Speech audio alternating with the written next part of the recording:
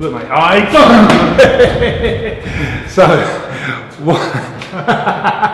how did that happen and what was that about? Well, look, this is a point I always say to people conceptually. If I was in a fight, then one of the things you want to be able to do is control the person's arms.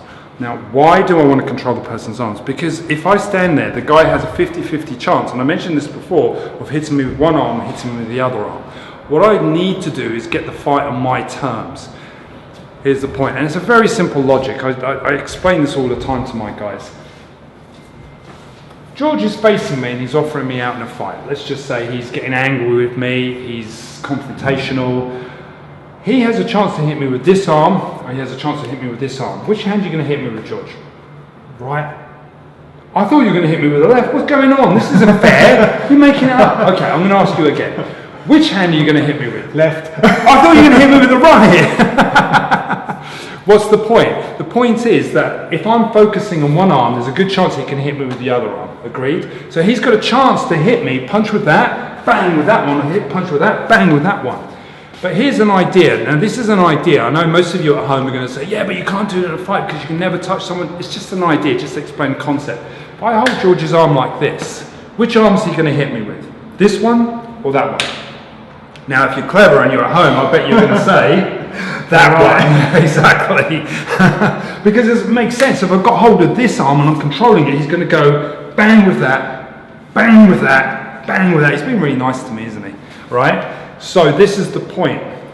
The whole conceptual idea of what we try quite often do in Wing Chun is to get in and control the arms, because it doesn't matter how I bridge and how I control the arms. If I've got one arm under control, it makes sense. It's only logical that he can use the other arm, in which case it gives me an opportunity to follow up, bang, and keep the pressure on the guy and keep fighting him.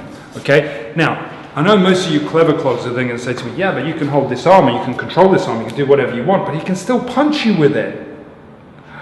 Never thought of that. Damn, you've outsmarted me. No, look, here's the point. If I've got hold, so throw a punch, and it's just a classic larp cell idea in Wing Chun. If I do the larp cell idea, I've got control of his arm.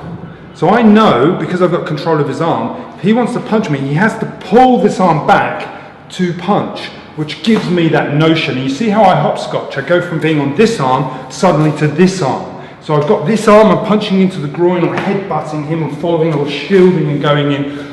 Whatever I'm doing, whatever your system or your mentality of fighting is, and that's not really what we're discussing, the logic is that I control one arm and I find the other arm by that. Now, further, some of you might say to me, yeah, but if he pulls his arm free, he can still hit you with it. Well, yes, he can do, but I know he's doing that because he has to pull that hand back, which gives my hand a chance to go forward. So every time that goes back, my hand goes forward. So no matter what, my job, when I get into a confrontation, when I get into a fight, I'm a nice guy. You are? Yeah, I think so. I don't really get into fights, to be honest with you. Okay, I fight friends off, but no, the general point is that when I've got a bridge or I've got a contact with the person's arm, it gives me a better fighting strategy because I know where the other arm is by logic and virtue of knowing I've got contact with that. If he wants to punch me with this, two things are going to happen. He either has to pull it back, which means I've got the indication when to hit boom, boom, boom, boom, boom, boom with my hands, or as he pulls it back, I definitely know that that's coming in. But the point is, I've got a measure of control. Now, these are great ideas.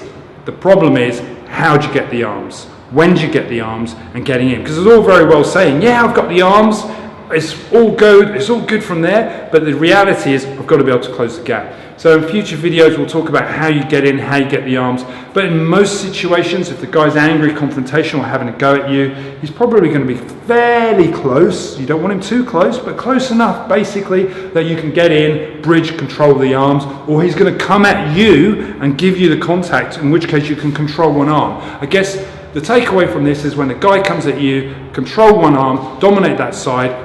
Yes, he can strike you with the other one, but you've got much more control and you can put the odds in your favor. I don't gamble. I'm not a betting person, but I always put money on myself that if I got hold of one of your arms, I'm going to come out on top. Thanks for watching.